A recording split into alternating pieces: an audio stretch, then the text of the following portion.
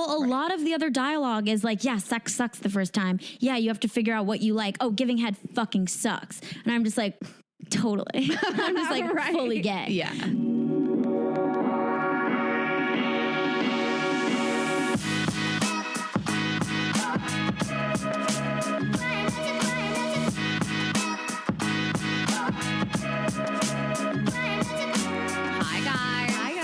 Welcome back to another episode of Girls Gotta Eat.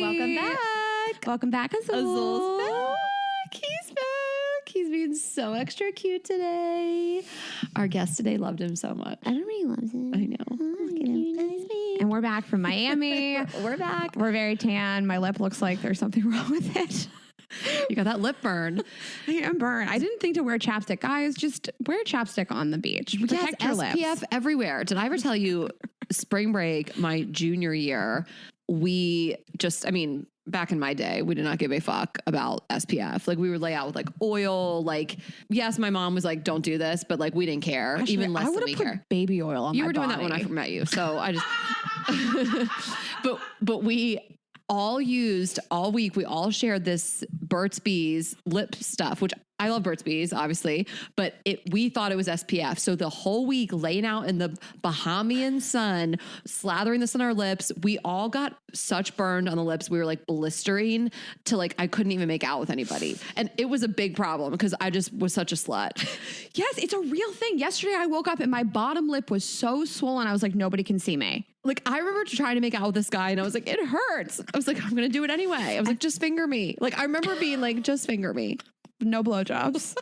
No blowjobs. I'm gonna rip his lip sores open. We have pictures of us like from that, printed out pictures. They're not on the internet because that's what we did back then, of just blistered big fat lips. Because all week we were like, we're protecting our lips. Just that did is it. so funny. We wouldn't do SPF anywhere but our lips. We were like, oil everywhere, but keep our lips intact because we gotta suck some dick. Vaseline on the face, baby oil all over the body. Yeah. Okay, new merch today. Very excited, releasing all new stuff, super cute, great new items in the store, and your cries have been listened to. We have Dick as a full-time job on the site. Cute new merch. You guys always want more Girls Gotta Eat stuff, so we have that for you. We have joggers now as well. It's all so cute, so check it out at girlsgottaeatpodcast.shop. Yes, there's a Dick as a full-time job mug, so when you tell your boss why you can't come into work today, be like, I'm busy. I don't have time for this side hustle when I'm sucking dick. Send him a photo. He'll understand. He'll be like, how about you suck this dick? And then you sue him. That's, yeah. Yeah, then you get paid off forever. Sue your boss. Girls Gotta That's Eat. our career plan. And we will, this weekend, if you guys are listening, the week of the episode will be in St. Louis and Kansas City this weekend. So we can't wait to see you guys there. There might be still a few tickets left. So come see us. These shows are going to be incredible. Really amazing opening acts and just have a lot of fun stuff planned as always. And we just can't wait to be there. I remember last time we went to St. Louis, it was lit. That was our 50th show. Our 50th show. We did 2 at the comedy club. What is it? Like there's 2 there and I always like forget. The Chuckle Barn. No, it's Chuckle Bar. It's like the Chuckle Bar. The Chuckle Bar. Where did you even come up with it? I don't know. Like, I don't know. Like, I always like, Were you thinking like chuckle fuckers? No, like we've never done like a comment. We've never done a club that has the name Chuckle in it. I think it's so funny. The Chuckle Bar. What is it called? There's 2 like chain comedy clubs there. No. Neither of them are called the Chuckle Bar. I was okay. Hold on, because that's Nikki's home club. But hold on, St. Louis Comedy Club. And there's 2 of them. I don't remember. There's Helium and Funny Bone. Which the one did Funny we do? Bone? Yes, the we funny did the bone. Funny Bone. Of Okay. course, the Chuckle Bar. The Chuckle Bar will be that's a different thing. It's not that far off. Okay. Then the Funny Bone? Chuckle Barn, Funny Bone. Same energy. Yeah, I see the leaf you took. Like Richard and Charles. Honestly though, Funny Bone, like I got Same energy. You guys get So we will not be at the Chuckle Barn or the Funny Bone. We'll be at the pageant. We'll be at the And then- Richard Charles. And then the Richard and the Charles. And then the Kansas City will be at this thing that's a long name. Arvis Bank Midland something. I got it It's right the longest here. name of a venue. The Arvist Bank Theater at the Midland. You guys did the literal most. That is too much. So yes, we can't wait to be there. And those are really our announcements. And then there still probably are a few tickets left in Indianapolis and Detroit. And then Toronto. maybe Toronto. Yeah, maybe. And I am doing a solo stand-up tour, and I really don't know if there are tickets left as you guys listen to this, because I announced it today and they went pretty quick. I'm feeling really emo and very blessed about it. But I am doing shows in Boston, Philly, Chicago, DC, and New York this summer. And info on my solo stand-up dates, ashhess.com, which you better go to that site because it cost me a lot of fucking money. I go to the shows. I used to own Ash Hess. This is what's real fucked up. I used to own ashhess.com and I just let them expire and I had to buy it back. That is crazy to buy For your a own name lot back. of Imagine money. buying Girls Gotta Eat back. It's I mean, crazy. if you own a URL that you think you might want to use one day, just don't let it go. I'll never let go. Just don't let it go. Don't let it go, Jack. To buy it back when I used to just own it. It's a lot more money than I expected. I thought it would be half of what you paid, and that's still a lot of money. I just was like, I'm just going to do it. Fuck you, GoDaddy. But anyway. They should sponsor us and give us free websites. Remember when they came out with those like racy Super Bowl ads? Yeah. Anyway. We're back from Miami. Hannah's bachelorette. It was, so you've been on a lot more bachelorette weekends than I have. I have not. And I was just like, how's this going to go? It's like so many girls we didn't know, so many plans, so many themes. And I really just had the best time. Like Hannah Berner, who's been a guest on our podcast 2 times now, is getting married to Des in May. And I had the best time. We went to Miami with like 10 girls and 2 guys.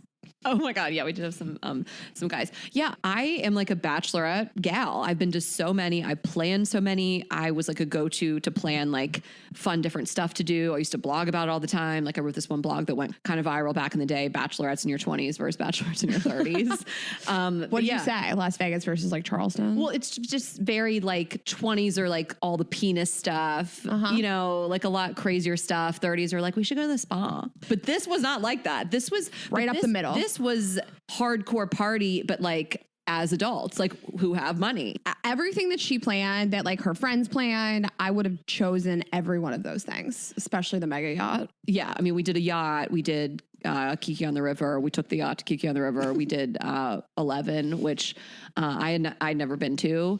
And you guys kept trying to explain it to me. And I was like, is it a strip club? Can someone explain 11 to me? Because I just had never been. And you and other people were like, It's kind of a strip club. It's kind of a strip club. And like everyone's naked and they're taking, or not everyone's naked. The girls aren't fully naked, but some of them are taking their tops off. And so there's no like vaginas out. Yeah, there's dozens and dozens and dozens of girls. Dancers. Yes, and they're all in like really like provocative outfits. And like you had said this, like how often do they get like a group of girls there to just be like giving them money? And Paige was so nice to give us all those ones. I mean, I said, what a treat for them. Yeah.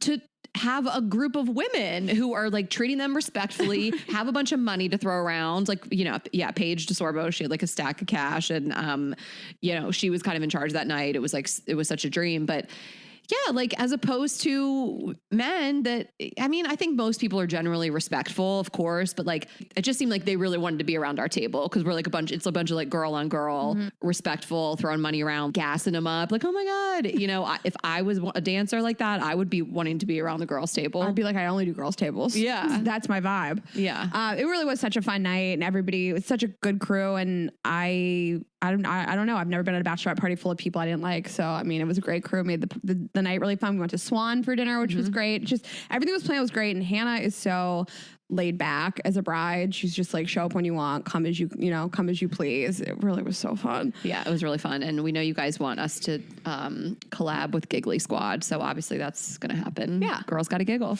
Yeah. I just want Ashley said this thing that made me laugh so hard. So there was themes every night, all 3 nights. And it was like the most stress I ever felt. I was like, what am I going to do? And everybody's just going to like be so creative. So I like bought all this stuff on Amazon, which like people forget you can buy clothes there. It's not a plug for Amazon because like, I don't care. They don't need help. But I bought all this like really cheap cheap like costumey stuff on Amazon. And it was Passover that weekend, and my brother was in Pittsburgh visiting with my family, and my dad was like texting me about like what I was doing, and I was Oh my God. I had this really great like feather skirt that I spent like $1 on. And I really liked my outfit. He just asked what we were doing. And so I sent him the photo that I had posted on my Instagram story of my outfit. Ashley was like, I said, Raina just sent her dad a thirst trap. Like, I looked down and I'm like, first of all, who is she texting that's green? Who has an Android that she would send a thirst trap to? Literally, I was like, I thought I knew everything about Raina. And like, who is she smiling and who is she smiling and giggling and texting who has an Android that she would send a thirst trap to? Her dad. Her dad. and I'd had like one drink, so I was like a little looser, and it like, so I'm just firing off text, and it like washes over me that I like sent my dad like a very sexy photo. I am fully dressed, by the way. I had like the full shirt, skirt, everything on, but it was weird. And then he called you. And then did you say this or did Hannah say this when you were? I picked up the phone and said, "Hi, Daddy." You said hi, Daddy, which I can't. But I think Hannah then said, or I can't remember who said the joke. Someone said, I guess that thirst trap worked. And then on Sunday, we're at the pool and Raina was talking to Sierra and from Summer House. And Hannah goes, Ashley, oh my God, I just overheard Raina talking to Sierra about her dad. Like, Raina wants to fuck her dad. Like, what is going on here? Okay, for the record, we are not one of those families. I'm not weird with my dad, and you know it. Some people are weird with their dads. I'm not.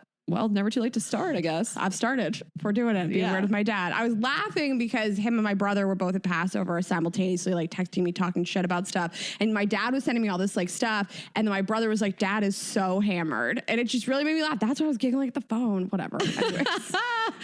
So that happened. I had a couple things I want to talk about. Let's do it. Okay. Rita. Okay. So one, we are in Shore King Spring, as we all know, and they have just announced whatever it is. I've been seeing that there is this male height surgery. Have you seen it? What? It's like making the rounds. That, are you fucking with me? Is this April Fool's? No, that guys are like, I've seen photos of like, they're getting these like leg implants. A leg implant. And it's like $70,000. They chop off their calf and put an implant. I don't know all the ins and outs of it, but it does like it. I think this has maybe been a super dangerous thing for years. And I think it now is a thing that like you can get done for like $70,000. I need more information. I have so many thoughts on it. It's already somebody like a Jeff Bezos. You know what I'm saying? Like the personality trait of someone that has that much disposable income and is short feels like it's going to be not the best guys. And like, what's going to happen when they are 6 feet? And then my other thought was, I'm so shocked by this. How it's like so much money, you know, a lot more money than implants, than breast implants. But I was thinking like, you know how men who have money like might buy a girl boobs? Like I buy that for a guy.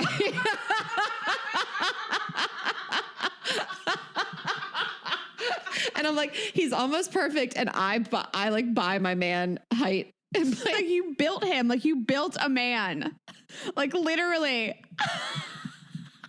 Like, what does that conversation look like? Like, can you know what I mean? So funny to me, like how, you know, a girl would be like, you know, I had this sugar daddy and he bought me breast implants. Right. And I'm over here like, I have this young guy that I just thought was hot enough, but he just needed a few more inches. So I bought it for him. But what does that conversation look like? You're like, I love you, but what I would really love is more of you.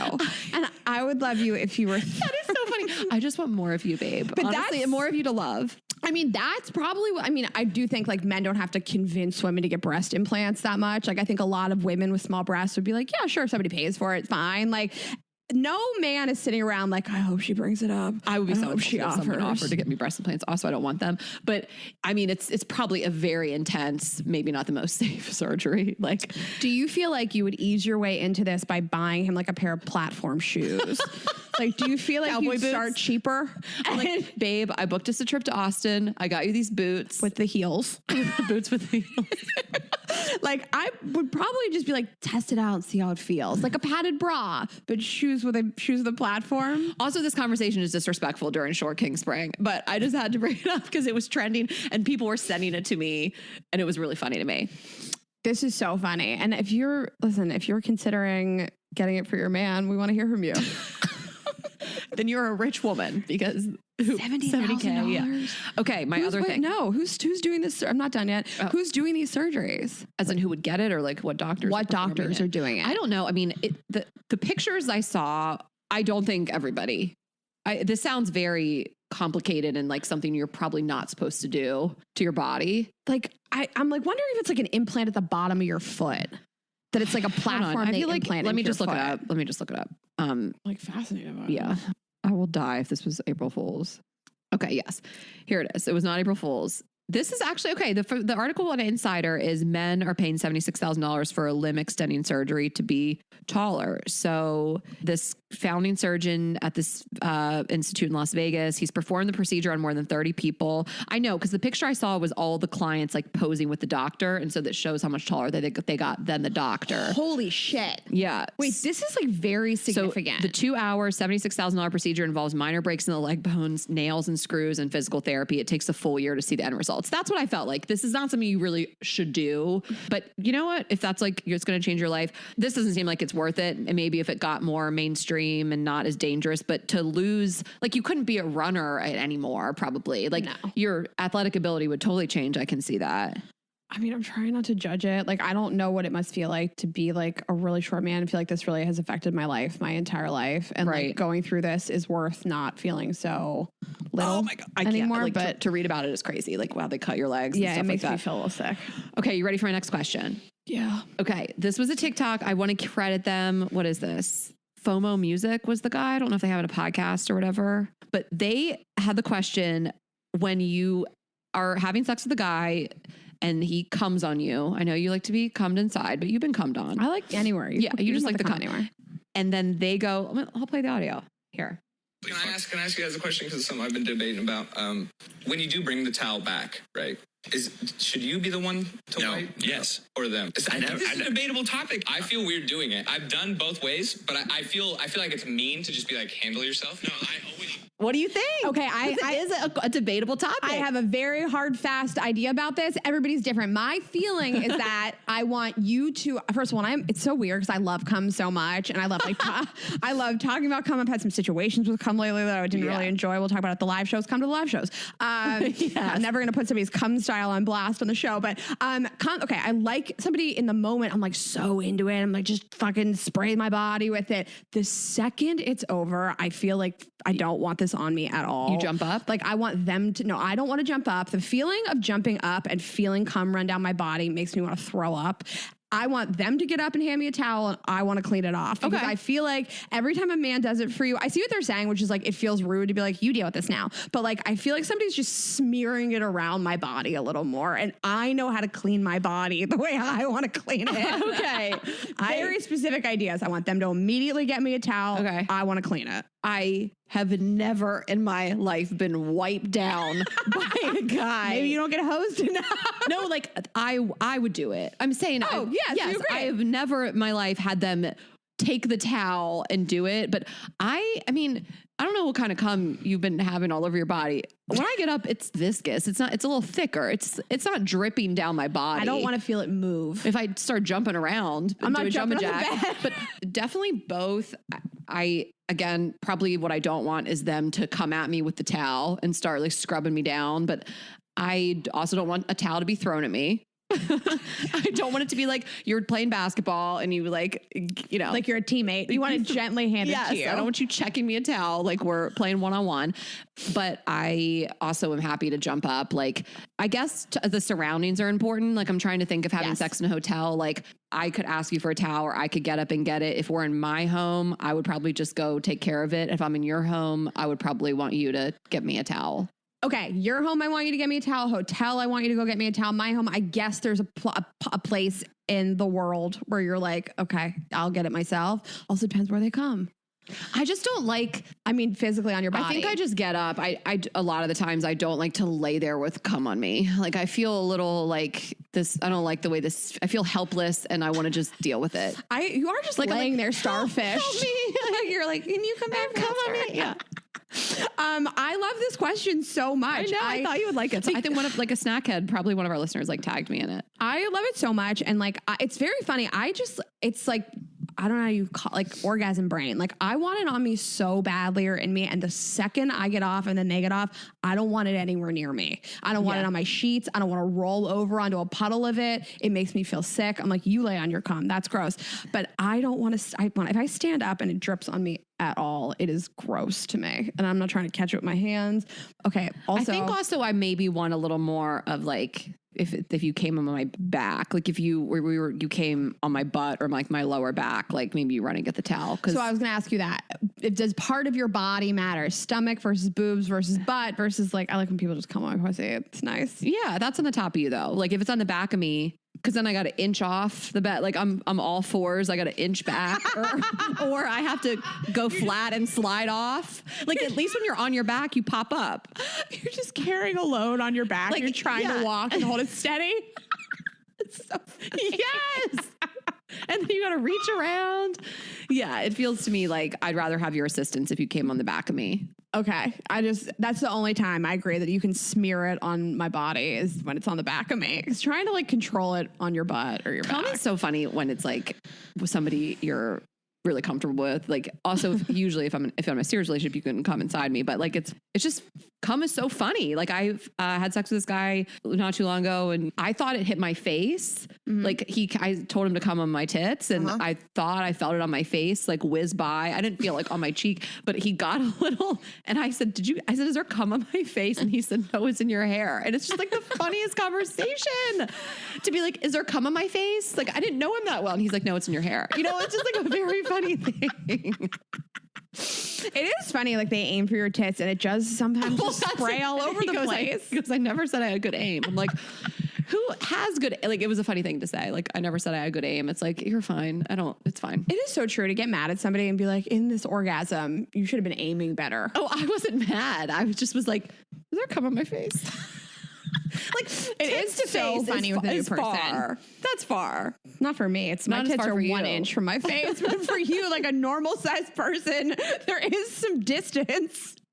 Oh my God. I don't request come on my tits that often or almost ever unless I'm like giving a blowjob and they're going to come. And then I'm like, you can come on my tits and like on my chin a little bit. On your chin. It felt really right in the moment. I liked saying it. It's very hot, but you got to be careful with that cum talk sometimes. Sometimes it causes somebody to orgasm a little too hard. We'll talk about it on the tour. Come to the shows. Kansas City and St. Louis. Okay. That's really all I had for the intro. For Rex, I'm so behind. I'm keeping a list in my notebook of stuff I need to watch. I am really excited to watch the Abercrombie documentary. Ooh, we all do that tonight. I'm excited about it because it was such a big part of my life growing up. I had a terrible experience with them, customer service related recently, where I was like, I'm done with them. It was actually that bad. It was like shockingly bad. So fuck them. And I'm excited to watch it. But I mean, I still, we all, it's still a nostalgic thing. And like, I like some of their clothes, but this could take, I think this is like, I think this portrays them in a not great light.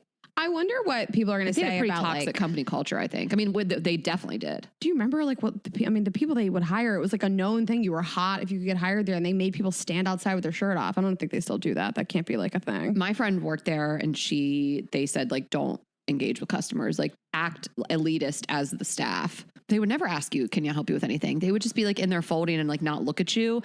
Kate Kennedy, Be There in 5 podcast did a whole deep dive in Abercrombie. So if you guys are really invested in Abercrombie, I would even recommend you can forgo the Netflix doc and listen to Kate Kennedy. Or do both. Depends on how much you're what an Abercrombie stan you are. Yeah. I am like caught up on everything. I'm watching the We Crashed. I did. I caught up on everything. I'm caught up on We Crashed. I finished The Dropout. They're both so phenomenal. And then I started 7 Days in June, and I just am loving it. It's a book. Yeah. Yeah. And I'm really enjoying it. And it is a fiction book now. I'm on my fiction book journey. I'm reading another book by her, Tia Williams. It's called The Perfect Find. And I just love her. I think she's a phenomenal writer. So we're both reading books by Tia Williams right now. Yeah. And I have struggled to find any podcasts I like for a while. So I'm sure you guys feel the same. Just keep listening to us. If you're new here, thanks for being here. Yeah. And just keep listening to us and nothing else. And give us a 5-star review on Spotify and Apple. You can rate podcasts on Spotify. I did. I learned that from you recently. Okay, guys, we are so excited for our friend and guest today. She is an incredible comedian and writer. You've seen her on The Tonight Show, The Today Show. You've seen her profiled in Forbes. She is the host of the podcast, The Allie Kolber Show. Please welcome to the show, Allie Kolber, not Kolber. Hello. Thank you so much for having me. Oh my gosh. We just learned seconds ago that we've been saying your last name wrong this whole time. Everyone says my last name wrong. I can relate. Mine's Yeah. not as egregious, but I have full blown friends that still say Hesseltine. Like Or they Hesselstein. can't like shake it. Yeah. If they think it's a certain way. I don't hold it against people because it's not like I don't like Kolber. Where's the accent? Is it Kolbert or Kolbert? Colbert. It's less French and more. Colbert. Yeah, Colbert gets me great dinner reservations. For sure. Colbert gets the audience excited at comedy clubs. Colbert gets a lot of things, but Colbert is my truth. Colbert. Now I'm getting confused. Hard already. Like where's the I was like, do you Kolbert. say Thanksgiving or Thanksgiving? Thanksgiving. Same. There's like no Thanksgiving. emphasis anywhere. Some people do Thanksgiving. Yeah, there's no emphasis anywhere. no emphasis anywhere. Like it feels like No, you're lazy. saying it you're saying it on the giving. Thanksgiving. Thanksgiving. Some people do Thanksgiving. Ew. Who does Thanksgiving? that? Bella, what do you say? That's so weird. Thanksgiving. You do it. Say it in Dutch. So yes, we're glad that we cleared that up. Yes. You have a great energy with Azul. Azul is back with us today. You guys you have a similar vibe. Azul and I. Yes. I've been saying this for so long. Azul and I kind of sensed that about him over socials, that him and I would get along. You're And then kindred? today, the second I saw him, I was like, oh gosh, daddy's home. Unlike his mom, he is bi. Oh, okay, exactly. So I assumed, I don't know why. I actually was so positive you were bi. I actually am remembering this now. That I went on a date with a girl years ago, and she said she loved your podcast. And I said, Ashley's bi, right? I also just am so flattered by this because I've been telling I think people. I'm the most like boring straight white woman named Ashley, and so yes. Anyway, so I went on your podcast and you were just like, "You're bi, right?" And it's such a. I thought before I answered because you don't want to answer in a way that sounds like that would be a bad thing. You don't want to offend me that you're straight. I was like, no, I'm not. Sorry. Okay, but on top of this, I have to run the tape and go check this. I did Allie's podcast like a couple months before that. I'm pretty sure I told you that Ashley is as straight as can be. I'm pretty sure that I told you because we were talking about me hooking up with girls, and you were like, "Is Ashley like that too?" And I was like, "No, not that there's anything wrong with that, but she's always been with men." Well, and that's the thing. When you asked did me, say that? Yeah, you've had the information. When you asked me, I was like, "Are you thinking of Raina?" And No, you I were was like, not thinking you of were like, Raina. The word on the street is you're bi. I was like, honestly, thanks. I thought you were gayer than Raina, and I have to say, not because of your vibes, because like evidence says you're straight, like you are straight. Why does evidence say she's straight? Energetically, you're a straight woman. And I'm not. Less you. so. I mean, it could help that you're. You look at me and you're like, she'll try anything. Well, but Raina's way more just touchy in general. Like she'll be cuddled up with a friend on the couch, like tickling each other's arm, and it's like She's like, she cuddles and it's, just fingers her friends. nauseating to me. Like I don't want to be touched. Like I was just like, it's true. Raina gives super lesbian vibes, especially if there are a few drinks. I can't tell if it's your vibes or like actually just what you're saying. I'm just like, I'm like, okay, yeah, you're a lesbian. I am. By the way, girls gotta eat. Is it the dick you must eat? It's honestly open to interpretation, and I came up with the name and the saying. If you're kind of in the southern way, I was in Atlanta, feels very like get you a free meal. You know what I mean? Like make the man pay. Like a girl's got to eat. Go out and literally get dinner. And then I feel like there's a interpretation of like a girl's gotta like get laid and a girl's got to get hers. But the whole thing was that Raina was a food blogger, so Right. I like the play. Like when we first started the podcast, I thought we might talk about food. Right. So immediately I was like, I'm going to quit this food blog the second this takes off. Yeah. How do you interpret it? Yeah, I thought you were a food podcast initially years ago when I interviewed you for a show that I was hosting at the time. I think someone told me you were a lesbian food blog. No, I'm joking. Girls gotta eat pussy, and they like review diners. No. Lesbian food podcast. Love that. I mean, I think these are all just my projections. You came on the show. I don't know why I thought it was food. Someone didn't inform me. Maybe I didn't do research. And then we connected at the stand, and I remember thinking, she's bi, huh? And then I was like, would she ever? I'm like, is she into me? I'm like, I did feel like you were a little flirty. I mean, I was like, no, you're making this up now. Trying to fuck you. You're making this up now. I'm like, I've been trying to fuck you for years, Ashley. I know. And then when I did Allie's podcast, like telling her I don't want children, her eyes were just like, No. My eyes lit up as if like we could be a thing, you're saying? I mean, I think you said that. Well, I think I said that to you too. Were you trying to fuck me? I think when I meet women that don't want kids, I'm just, a part of me is like, okay, you're an option. If it doesn't work out with Julian, I can end up with one of you guys. You guys seem great. I can end up whatever. Whoever I think you're too. You know? You're so tiny. That's the problem. She's too tiny physically for you. I would just feel like so huge. She's smaller than you. Yeah. Am I? I'm 5 feet tall. I'm pretty little. I'm taller than that. Okay. You just So. give like petite energy. So do you, Rita. But I'm just not as thin as you are. That's what she means. That's not what I meant. My boobs are a lot bigger. Also, I had a breast reduction. I know, you know that you told me that because I was saying to you when I had the breast reduction, a lot of people reached out to me to like calm my fears, and you were one of the people that told me that you had one. You're really young, right? You were 19. I was 6.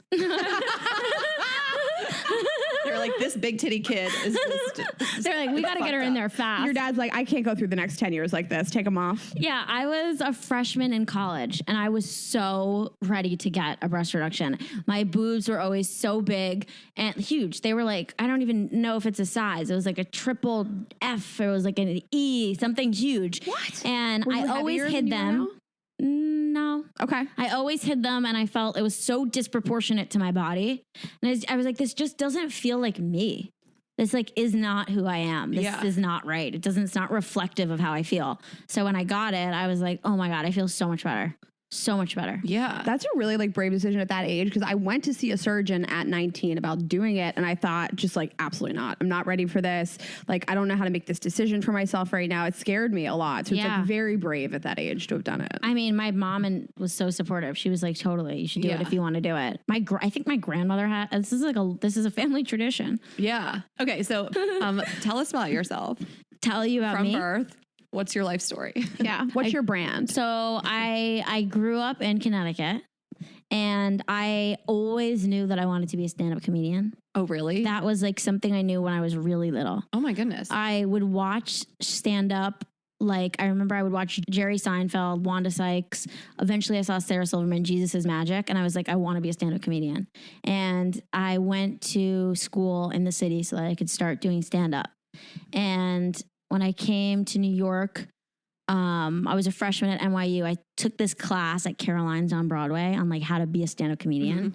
And I did stand-up throughout college. And when I graduated, I was on The Tonight Show at 23. And it was like my huge break. I was like, this is crazy. I couldn't believe that it had unfolded in that way. And it felt like I got something really big that I wanted really fast.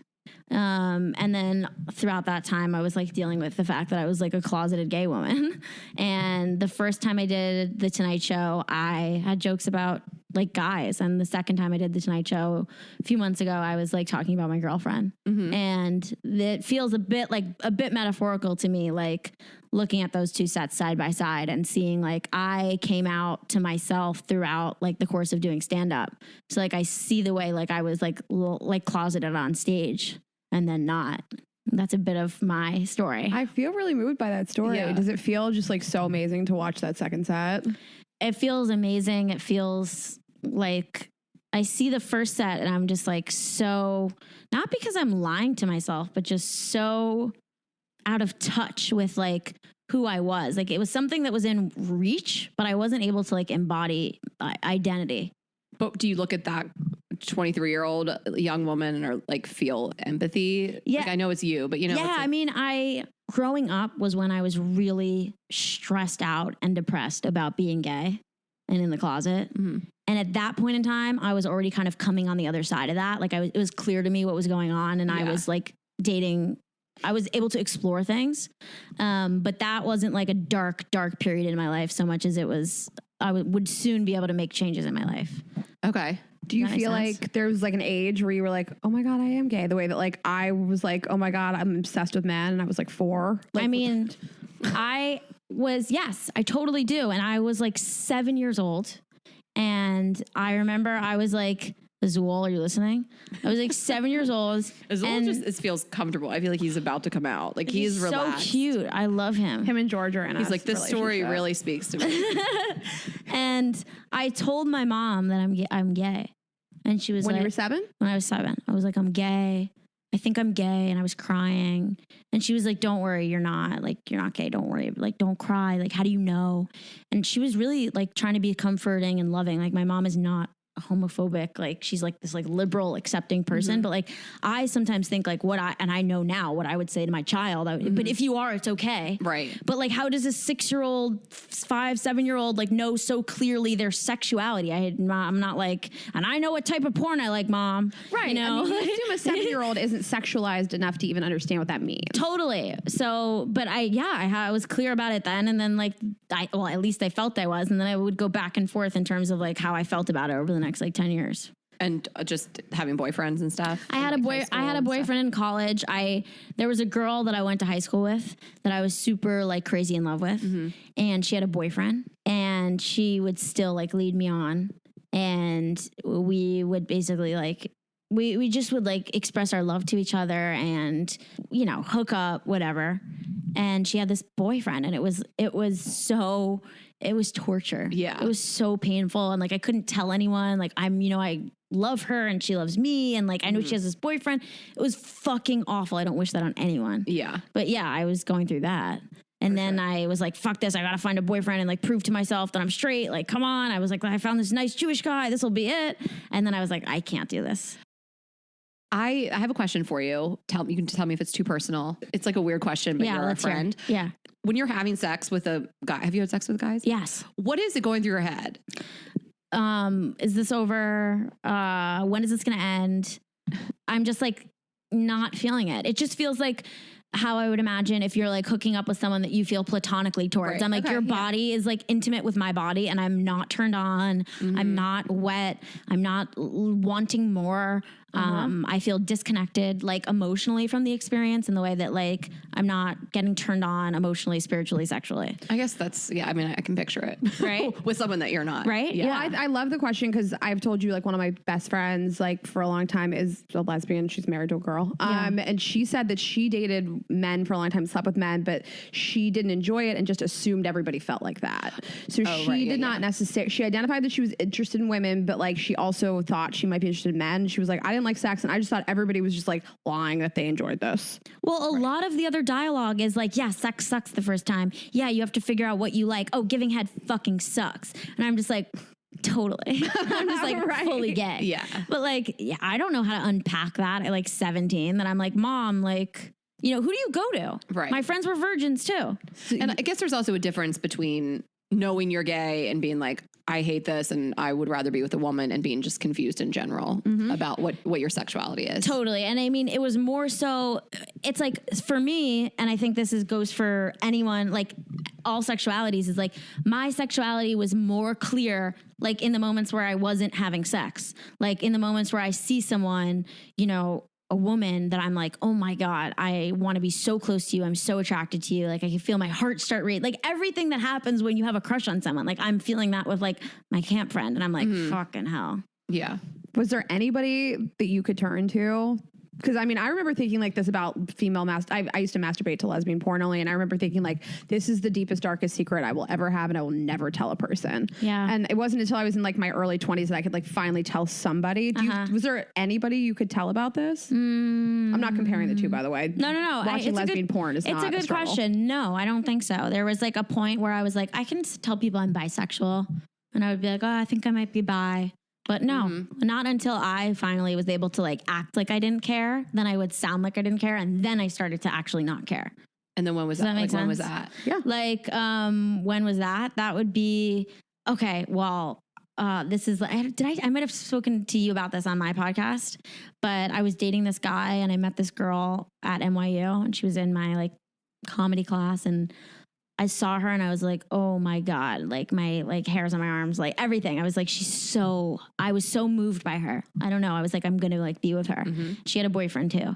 We started like texting, and she came over to my apartment one night and we like spent the night together, and it was like a movie. It was like out of a movie that like we both had boyfriends, but there was just this thing that I was like, oh my God, that moment, that night happening opened a whole thing in me where I was like, this isn't that scary. I'm not in the small town anymore where like how I show up in high school is like who I am in my life. You know what I mean? Yeah. Like that's your entire like global community is like people in your cafeteria. Right.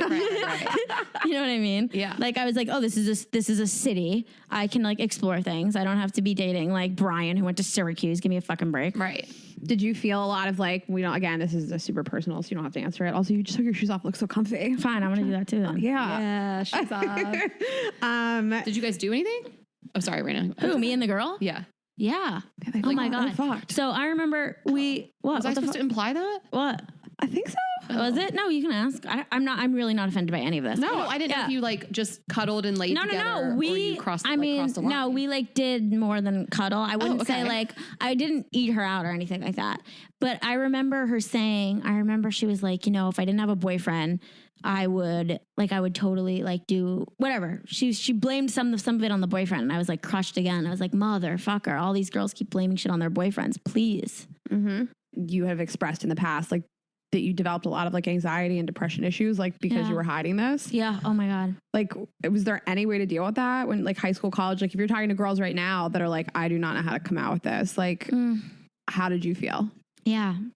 I mean, I think it's a little bit different now. I would hope it's a little bit better. Like, you think the 90s are so progressive, but like growing up as a lesbian in the 90s, I like, who did I have? Like Rosie O'Donnell and Ellen to look up to? I'm like, those are not like sexual human beings. Like, that's not who I want to, like, I don't know. There was no one in the culture. Like, everyone has Miley Cyrus and Kristen Stewart and all these women that are like cool and like vocal about their fluidity. I mean, therapy. I was in therapy. It's like, you know, it's just like, it's a classic thing people say is like therapy. And I don't even know how helpful therapy is to a lot of people. I think therapy is great, but like I needed to do a lot more work because what ended up happening was I felt like so much like honestly trauma around growing up closeted that I needed to like work out in ways that were like beyond just like talking to someone for 45 minutes a week, but just like starting to tell someone who's close to you who you trust, you know? Yeah. Just like one person just feels so powerful.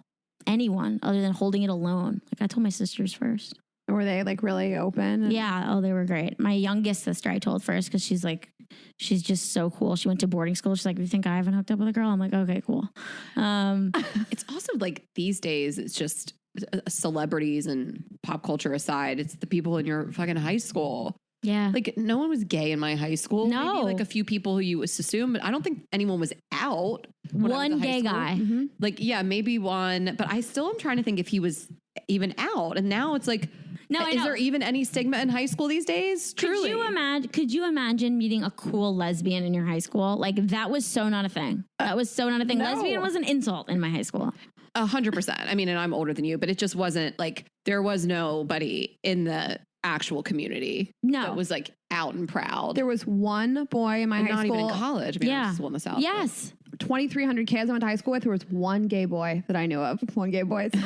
But yeah, I didn't know anybody, and there were no pop culture representations of this. I'm gonna date myself so much. But like, yeah, Ellen and Will and Grace. I was like, oh my God, that's so crazy. Like, and Will and Grace, there's no lesbian in that. Right. Just gay men, which I think became maybe a little more acceptable earlier. I was like, I guess I'll be Karen. I'll be a drunk bitch. I mean, in Sex and the City, I feel like was one of the first representations. I remember the power lesbians. Yeah. I remember Charlotte wanted to like be, and they just made it seem so cool. Yeah. Yeah. Which it is, but I was just like, that seems like a cool community to be a part of. Yeah, I remember that. Rich power even lesbian. Sex and the City, so like the stuff they said was like so dated. With like, remember, bisexuality is a stop to gay town. Yeah, but at its time, at least it was like showing it. Totally. Samantha was like, I'll be with a woman. Right. Anyway. Yes. Okay, and so let's talk about your relationship now. Yeah, let's talk about it. You're in a long term, like long how term, almost 2 years. Oh, almost 2 years. Almost 2 years. You met pre-COVID, like right we before met COVID? right at the top of COVID. Top of like COVID. Like 2 weeks before COVID, when everyone was like, I don't know, Italy's like freaking out. They're like, something is going on in Italy. Like, We're what? like, look at those losers wearing masks. They're like singing opera to each other's windows. We're like, what is going on there? But you guys met, and Where did you meet? Like, we met because my girlfriend, in the most LA thing ever, she is a yoga teacher and a transformational life coach. Oh my God. I'm so sorry. She's wonderful though. Like I'm fully enrolled in like whatever she's doing. Like she's not a joke. She is so the real deal. Okay, I love and she was holding this like retreat in Topanga, California. And it was like cannabis and like sound bath and movement and yoga. And then she had a comedy show. That she was part I of, love or that. she hosted? No, it? she's like when you're done like meditating and like moving your body around and like letting out all of this anger and you do yoga and you like smoke a little pot. She's like, I want to watch comedy. I love these things. This is my life and I like laughing. Love it. She's I like, love that. so I wanted to have like a comedy show at the end of this like day retreat. And they were like, do you want to perform on this? My friend told me. This guy who actually, this is an interesting story because there's a guy involved. A guy who I started spending time with. I was in between relationships. I was like, he's hot. Am I straight again? Like I'm confused. This always happens to me. This always happens to me between relationships. You I'm always like, do this, Allie. I'm like, should I just like see if I like dick again? Yeah. And then I'm always like, nah. But I always just want to like make sure because I'm neurotic. In between relationships, you're like, because it's I good want to dick be in a prison. relationship with a woman. Like I think women are like amazing. Men, I'm like, you guys are okay. But once in a while, I'm like, they're really talented or like they're really rich. And I'm like, okay, okay, maybe I'll sleep with them. It's so true. Like being straight it's a curse. Like, I know. To like men. I know. It's humiliating. That's one of my favorite like memes is like your sexuality is absolutely not a choice because why would I choose this? Right. Right. Why would you? Why would you choose men? And they smell. A lot of them smell. So I'm talking to this guy. He's like, I've been dating this girl. She's having this retreat. Why don't you come and perform? Your girlfriend's This is a retreat? crazy story. Yeah. What? So I'm like, I am so invested. I'm on the edge of my seat. Wait, you were fucking her boyfriend, or you were thinking about sleeping with her boyfriend? he was not her boyfriend. He was a guy she was dating, and he's this very LA guy. He's like super connected. I think he's super hot. Is he single? I have some reasons why I don't think he's for you, but We'll talk. that he was sleeping with two people at the same time. But no, he wasn't. We weren't sleeping together. So anyway, he's like, why don't you want to do this show? I get to the show. It's like in the woods. It's like, there's like these like lights and it's like magical. I love this. Okay. And everyone's in this like yurt. Their shoes are off. And I see two girls standing outside, brunette, blonde. The blonde has like long blonde flowing hair. She's wearing this gorgeous white dress. My girlfriend is beautiful. She like, to me, I mean, No, she she looks like really Kate is. Hudson. Like she's stunning. I see her. I'm like, oh, wow. Like this girl's gorgeous. I'm like, why are you not like in a relationship with this girl? I'm saying this to my friend. I'm like, this is insane. Like you should be like, lock this down. Like I start talking to her and it's like one of these things where you immediately are laughing with the person and you're like, okay, we're on the same exact wavelength. Like the energy's so connected. I'm like, fuck. I'm like, I cannot be obsessed with another straight girl. This happens to me my whole life. And now she has a boyfriend. This is going to happen to me again. This is like my core wound. Like that women I love men. Like this is awful, And I go in and we're laughing and I'm like, I'm like, oh, she's gonna go home with this schmuck. I'm like, he doesn't even see what he has here. Like he's like hesitant to like lock anything down with her. She probably doesn't even. I'm getting frustrated now. Yeah. And I'm like, okay, I gotta like leave here after. I don't want to be like really like hanging out with her too much because I could feel immediately that I was like into her and I don't want to like be friends with someone that I like. It's too painful. And I perform and I'm like, I'm going to do my set about how I like date women. I usually like don't always do those jokes, but I'm like, I want to do that just so she knows that like I date women and like, let me throw this out there. Yes. And I'm like, 1,000,000% the right choice. yeah. And she's like laughing and I'm like, all right, at least I like made it known. And, I tell her how amazing the event was. I really wanted to move to LA after this event because I was like kind of scoffing at all this LA bullshit. And then I was like, no, this like actually makes you feel good. And like people can like kind of look down on all this stuff. But like, if you feel good living a life like this, then like, why are you making fun of it? Like, yeah, if you eat plant-based and do yoga and you like your life, like good joke. I'm happy. It's so true.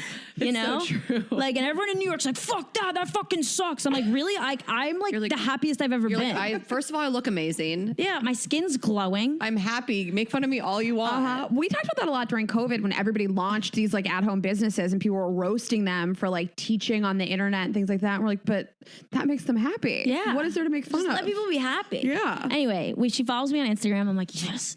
And she like starts doing like the story reply. I'm like, okay, so we're in a relationship.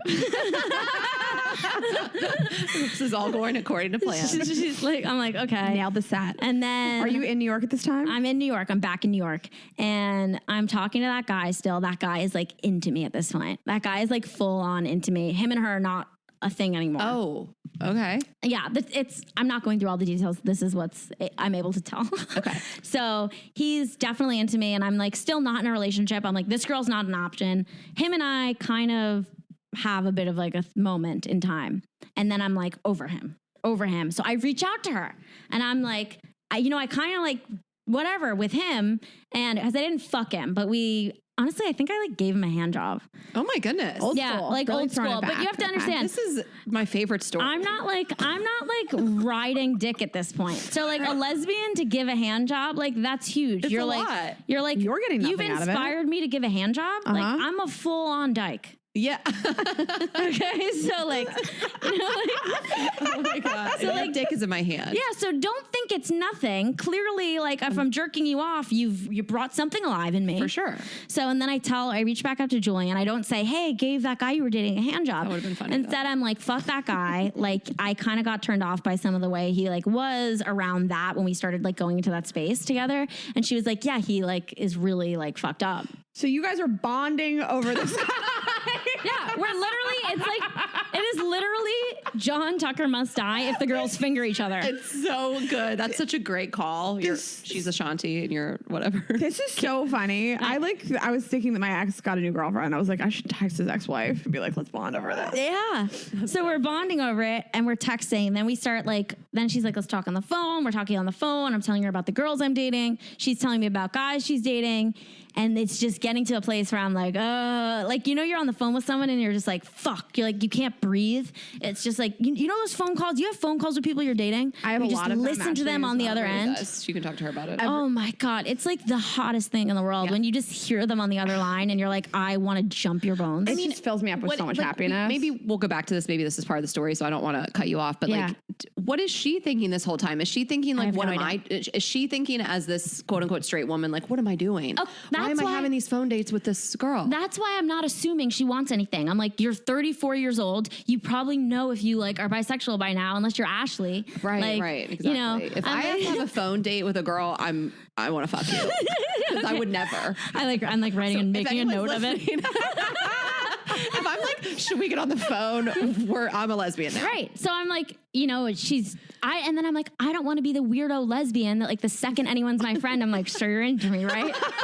You know what I mean? Like, it's so true though. It's so presumptuous to be like, this Yeah. person is probably Maybe into she me. just likes talking on the phone. no, yeah, I'm like, I don't like want to be Raina. But I spend hours on like phone dates because all my relationships are long distance. And I love a phone date, but it is presumptuous to be like, this person's into me. Yeah. So even at this point, I've had 2 really long relationships with women as well. We're going to need you to sit down. So Stop pacing. no, I'm joking. That's a good story. So, so we're talking on the He's phone. like, She's "I've like, heard better." she's like, I have a book you should read. By the way, if someone likes you and they recommend a book, you will read like 300 pages in like 45 minutes. I will send them photos. I will post it on my Instagram story. It's so true. Yeah, she's like, you should read Untamed. Oh. And then I'm like, I don't want to like read a book. Like, what is the book about? She's like, just read it. oh my God. I'm like, I'm reading about Glennon and Abby. I'm like, the fuck. I'm like, what the fuck is going on here? First chapter, you were like, do you read like, I get it. I This meant is like into a me. movie. The I first meant- chapter, she talks about she left her husband for a woman. I messaged her. I'm like, this is a lesbian book? She's like, yeah. She's like, yeah. She's like not being like loaded about it. She's not being like strategic and calculated about it. I'm like, okay. I read the book. After I read the book, I'm like, okay, so she's in love with me. I am listening to this story as if I don't know how it ends. Like I'm literally on the edge of my seat. Like, and then what happens? Are they going to get together? Literally knowing that you guys are this together. is shocking. Right? I'm like, okay, you're in love with me. I'm in love with you. Did Like, she explain why she wanted you to read Untamed? I sent her a play I wrote. I wrote a one-woman show. Okay. And it is about it's about 2 women I dated before and myself. And it's called Allie, because all the girls I dated before were named Allie. Really? Yeah, and I'm going to Okay. take it on tour. And I sent it to her. And I'm like, read this play that I just wrote. And it's very open about my sexuality and my experiences. And I think from that place, she was like, read Untamed. It's like a similarly like finding yourself, your sexuality, Okay. whatever. But still, I'm like, oh, Glennon and Abby, hello. Yeah. Abby? Allie? Allie and Abby. Let's tell people what the book is about also. It's So, Glennon Doyle. Glennon, Julian? Are we this? Like, Glennon Doyle she's like a self-help person? Is that what you call her? She used to be a Christian author. yeah. And then Jenny loves that book. she fell in love with Abby Wambach, who was on the Olympic soccer team. Oh, of course. And she left her husband and married a woman. And she had never been with a woman before. And the whole book is like her, like, just like setting her life on fire and being like, I'm a lesbian. And everyone's like, that's After amazing. she had I think I'm kids. going to read it. I also obviously like didn't realize it was Abby. I don't know the story. I feel like I'm the you haven't read it? that doesn't. No, people don't No, I know about Untamed and I know who Glennon Doyle is, but I didn't realize it was Abby Wambach. Like, yeah, I used to. I'll give you the book. Right. So I read the book. With the women's soccer team. Oh, you really were? I mean, I played soccer and I was just like I'm very into like women's soccer Right. because I'm a lesbian. Yeah, I know. I'm like keeping a tally. Sorry, I'm bi.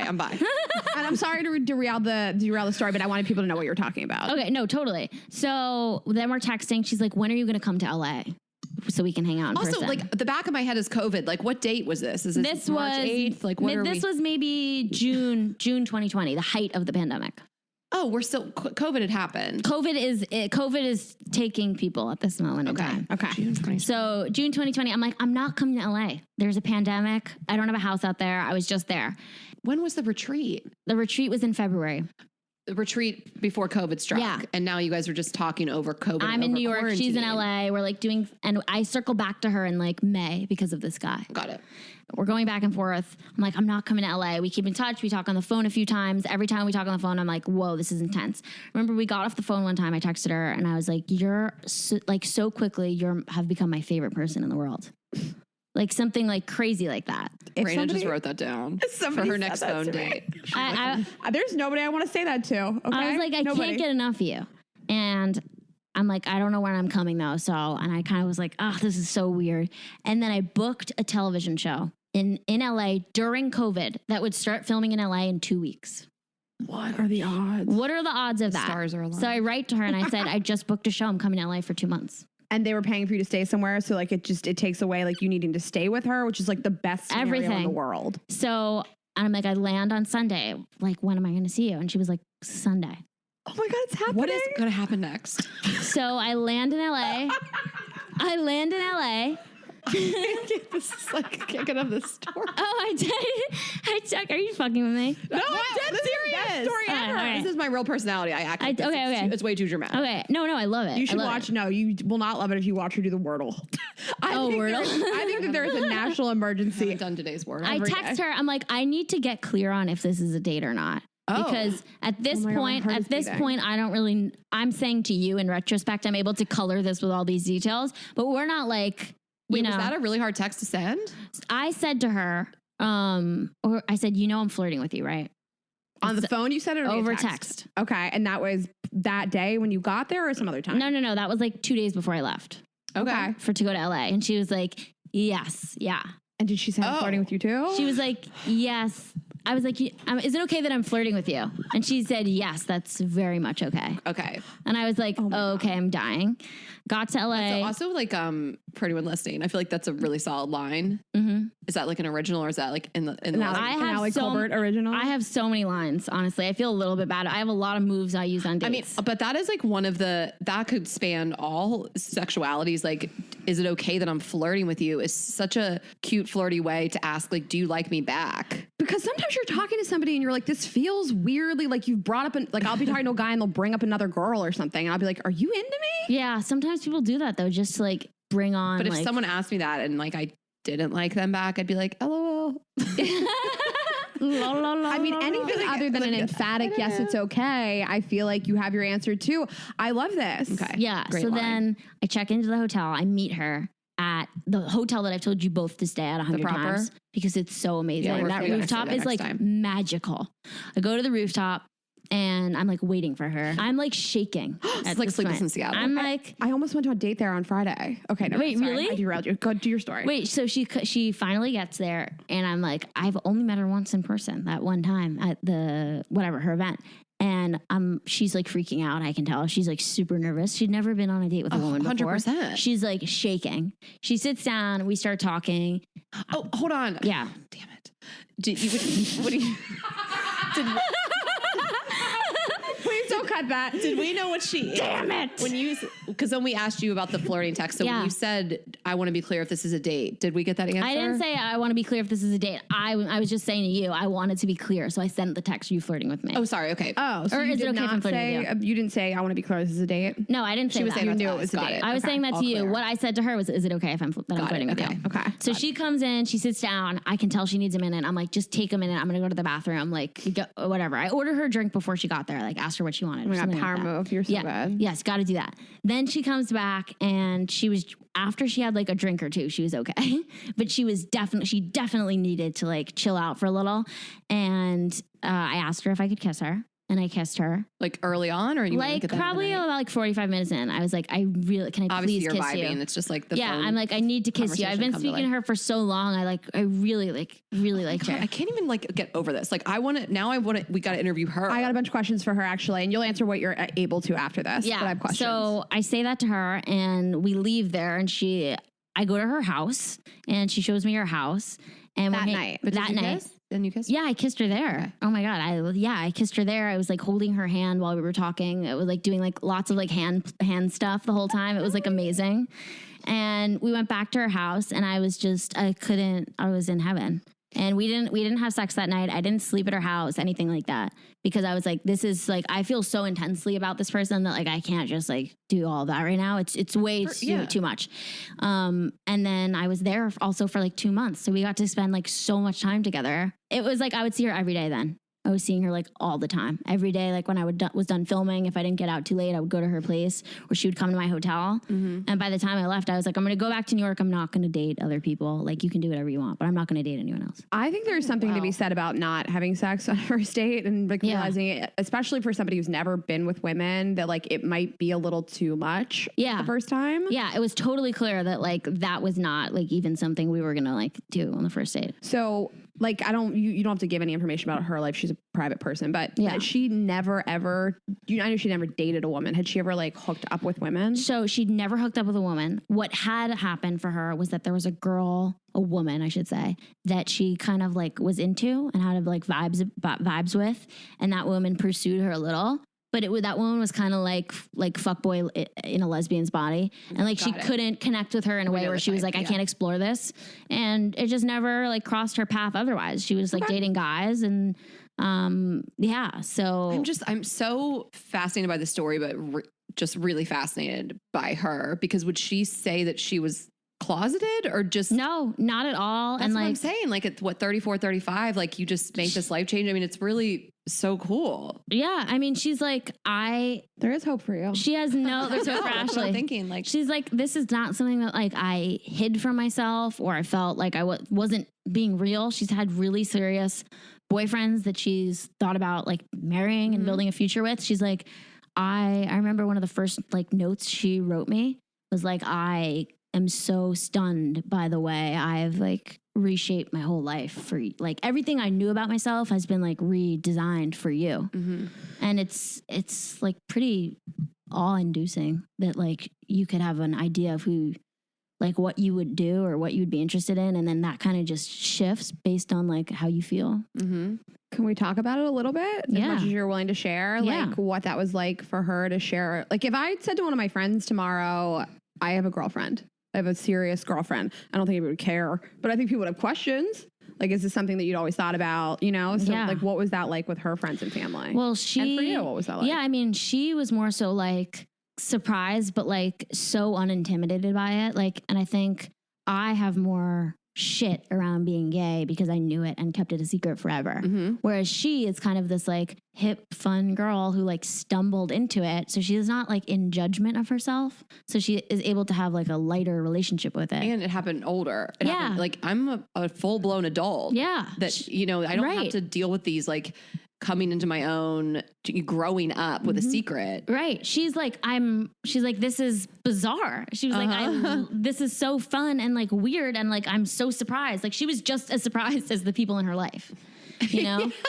They were like, her mom was like, what the fuck? She's like, literally, what the fuck? Like, I'm so confused. And I remember she was very nervous about telling her mother. And her mother and I have hit it off beyond belief. My God, my parents would be so excited. If you were a lesbian? I think everybody would be like, oh, thank God. You're going to do so much better. I could see my mom being like, I don't care. Do whatever you want. Yeah. I've never been able to stop you from doing anything. Right.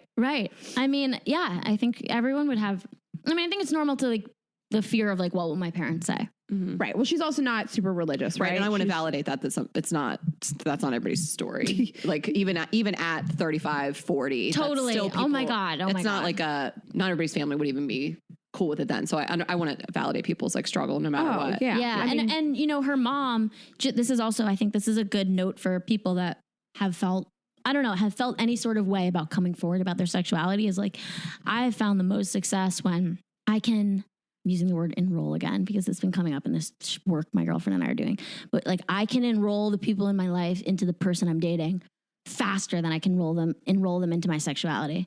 So like if I can get you guys to love Julian, it's much easier for you to then be like, Allie's gay and I love Julian and that makes so much sense to me, as opposed to just like having an idea in your mind of like what gay looks like, what the person I'm dating looks like that you have a question mark around. Do you know what I mean? I think it's a really beautiful note, because when I think about the fear of telling a parent like I'm gay, because your parents might be like, what is their life going to look like, and is it going to be harder? And I think that's probably like what a lot of parents think is, I don't want my child to have a hard life. Right. When you bring home somebody you really care about that's fun and light and just like any other relationship, then they can see like you're happy and you are quote unquote normal. And it's not a scary like idea when you meet someone and you're like, oh my God, you're like my family. I think that it goes for different race, religion, anything that like a family might be A, disproving, or B, unsure of, like meeting the person and being like, oh, these fears were irrational. Yeah. Or absolutely. And a lot of these families that claim to be liberal families, they overprotect their children because they're afraid in these situations the world will be really hard on you. But what ends up happening is because they're trying to protect them, they end up sourcing all of that like hatred themselves. Mm-hmm. It's like I've dated people who like their parents are super liberal, super accepting, and they're like, but people might not accept you. Stop. You should really think about this. It's like the only person I'm getting met with resistance by is you. Yeah. Okay. So the relationship's been going well. I mean, you guys live together? The relationship is going well. We live together. Aside from one thing. It's going well. It's going well. But what has now become the landscape of the relationship is that she's 8 years older than me and she wants to have babies like really fast, really soon, like yesterday. And I've always been like, babies, ? Future me will figure that out. And now I have to like do the legwork around like, okay, no, I have to figure that out. I can't keep pushing it off for my future self to like cycle through. Okay. So let's tackle both of those things. Okay. Also, has she always wanted kids? Like even when she was straight? Maternal when she was straight. Yeah. I'm saying like, did she meet you? And she's like, now I want to have kids. No. She's always wanted children. She's like incredibly maternal. She's one of these women that like sees children. It's like, oh my God, my ovaries are on the floor. And I'm just like, I can't relate to her anymore. I am so not We're like out that. on Julian. No, I mean, I'm so not like that either. Like, so do not have that response to children. I mean, Rain and I would never say you could change your mind. That's not even in the realm of things we would say, but it also, the age difference plays a part here. Yeah, it absolutely does. And like, I have been asking myself the question over and over again of like, what is more important? And is it more important to have children when I want, or is it more important to have the partner that I could see myself having children with? Which question should I put higher value on? So what has that thought process been like for you? I mean, I've done a bunch of exercises to help me figure out if I want kids. The first has been asking parents that I know what they find to be the most rewarding part about being a parent. And I've asked all sorts of people this question in my life, like single moms. I've asked gay couples that have adopted children. I've asked everyone. And then I have just like sat with it a lot and like reflected, and I've done a lot of work around this, like not just like sitting around thinking. Like I've talked about this on my show, but like this program called Atlas, where you go and you have 2 like weekends of like this like somatic body work. And like, I really want to be thoughtful about this decision. And I couldn't be more committed to her and the life that I imagine with her. Mm-hmm. And I think the answer will be in us like merging our timelines in some way. And like, that's where we're figuring it out now. Like I can't do it next year. Okay. And I could have a kid in 3 years. Have you ever wanted kids? Like, I mean, what does that look like? I haven't ever thought to myself, like, I need to have a baby inside of me. What I have felt is like, I love family. Like, I'm a huge family person, and I am not always going to be in the space of like, my sisters and I are with my mom and dad. Like, at some point, it's up to me to fulfill the role of parent if I want to continue having like nuclear family in my life in that way. That's how I feel.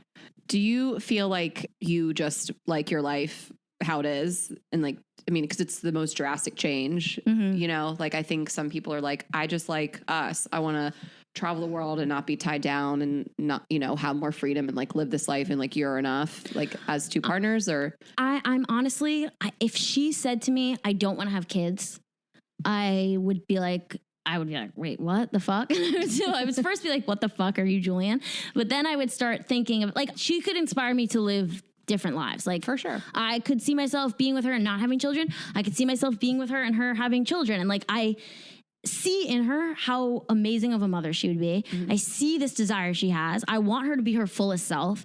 I am also, she knows my priorities. She knows that I'm committed to my career. And like, that's not something that I will just like sacrifice in order to make this work. But like, can we live in the and, as they would say in LA? Can you live the both and? Yeah, I would say, while I will commit to living my biggest life and like being risky with my life. Okay.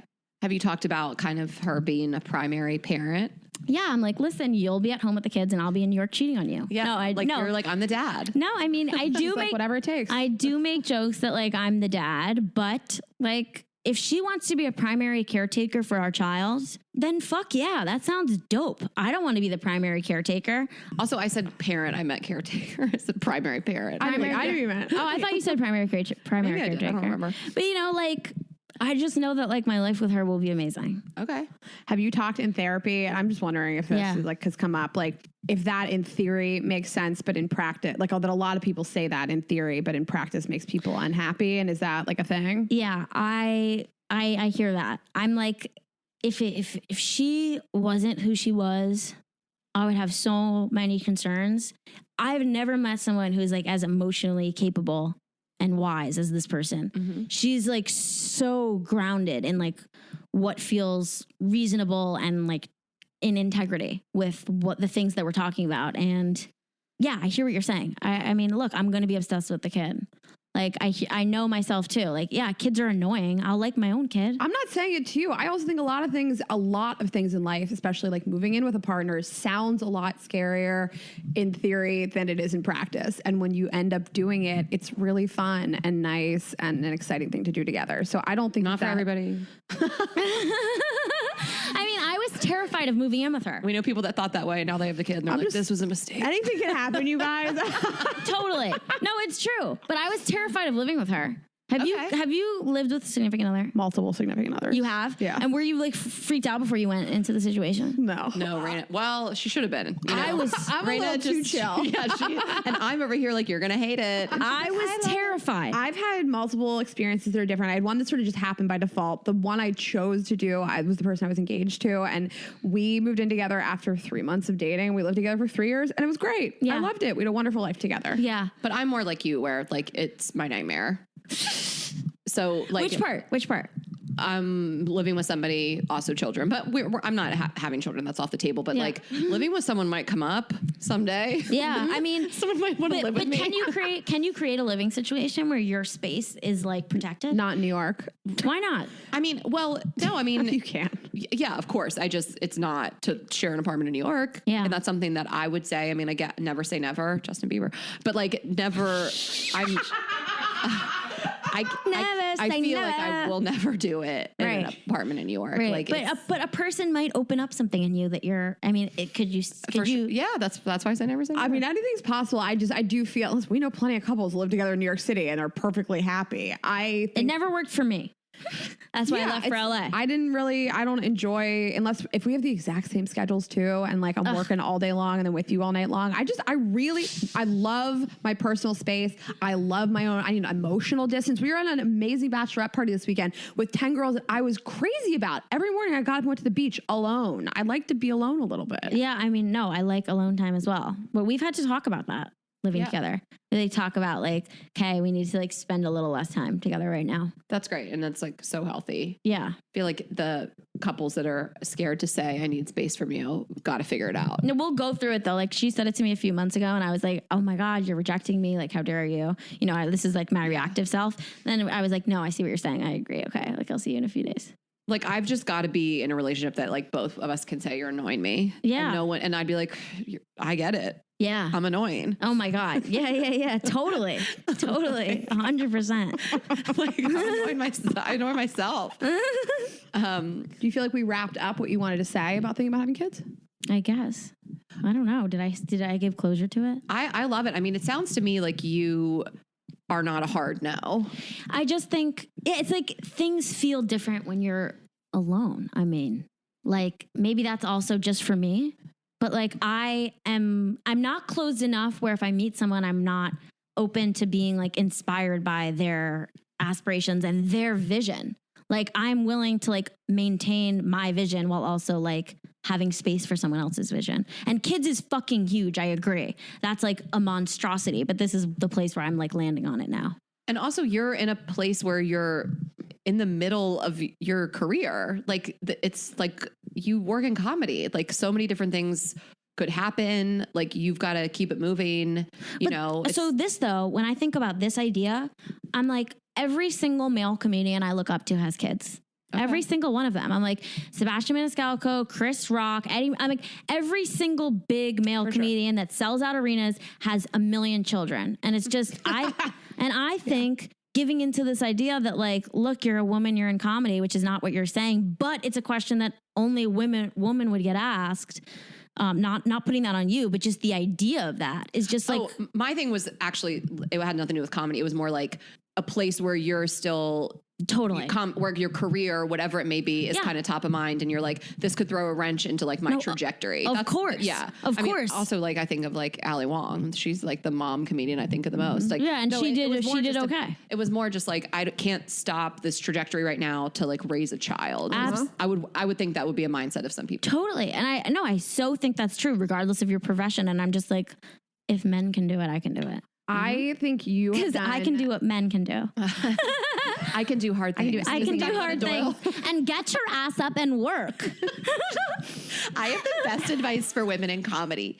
Get your ass up and work. Literally, women don't want to work these days. Be born on third base and then get your ass up and work. Women don't want to work. Mics. Get your ass up and bring people to a show and do a bringer. You're so right. You're doing Ali. You're not. But now we're doing Anna Delvey. I love it. Was that Anna Delvey? You get a little Anna Delvey. No, I was getting Kim. We were doing Kim, but I was doing. No, I know. God, Raina. That's so true. No one switched to Anna. Hey, you guys. You did two things that I think is just I want to give you credit for because I just would hope somebody would do this for me. You're like being honest about that stuff, and I wish somebody would at least be like, "Yeah, I don't necessarily want to do this," and then also on top of it being like, "Okay, I'm a maybe, and I'll do the work right now to give you a yes or no."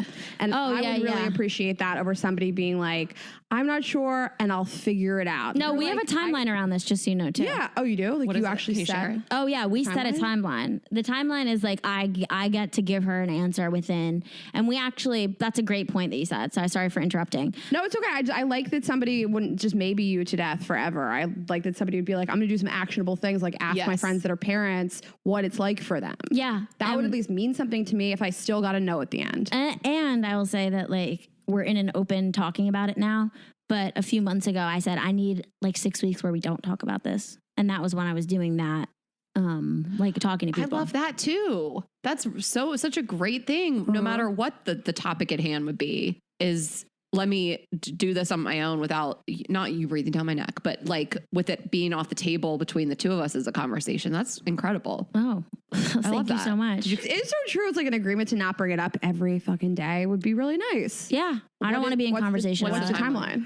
The timeline, well, that timeline passed. Ali filibustered the timeline. I filibustered the timeline. I got to post on Instagram a little more. I'll get back to you. Wait, what is the timeline? Can you tell us? The timeline for when I have to tell her. Yeah. I feel like I've already given her my answer. So yes, yeah. Oh, so you guys are gonna have kids?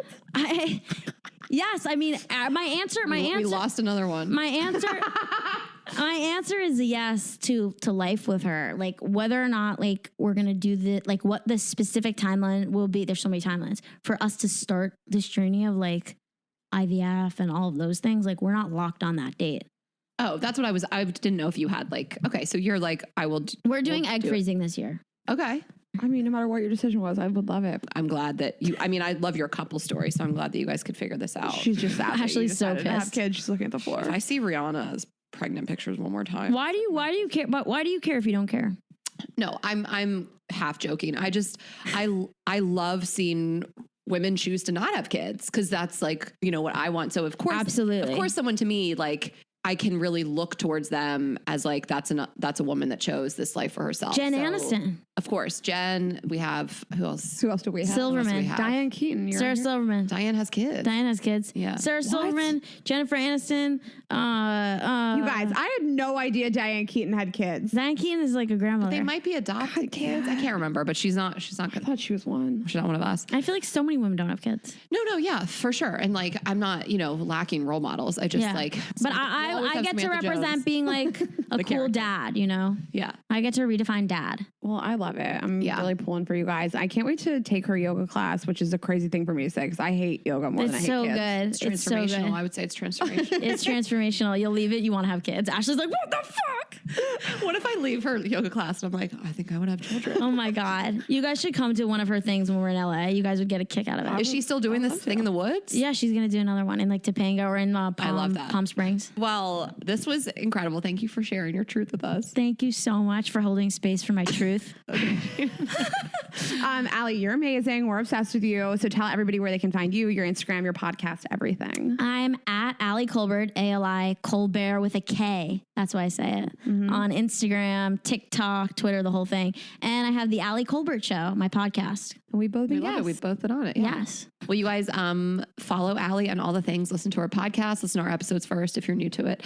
And you can find everything you need at girlsgottaeatpodcast.com. Merchandise, tour, show, tickets. We are Girls Gotta Eat Podcast on Instagram. I am Ash Hess on Instagram, TikTok, and Twitter. Raina is Raina.Greenberg and girls_gotta eat on Twitter. And we'll see you next week. Have a good week, guys. Bye.